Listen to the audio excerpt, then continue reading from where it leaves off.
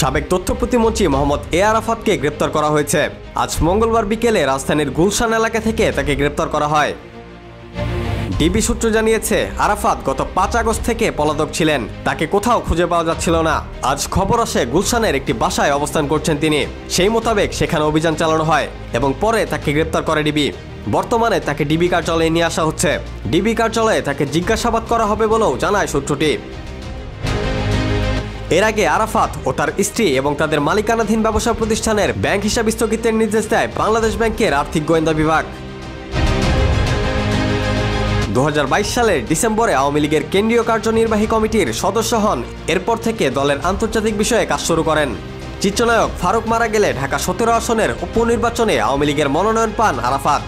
2023 সালে অনুষ্ঠিত এই নির্বাচনে হিরো আলমকে হারিয়ে সংসদ সদস্য হন তিনি।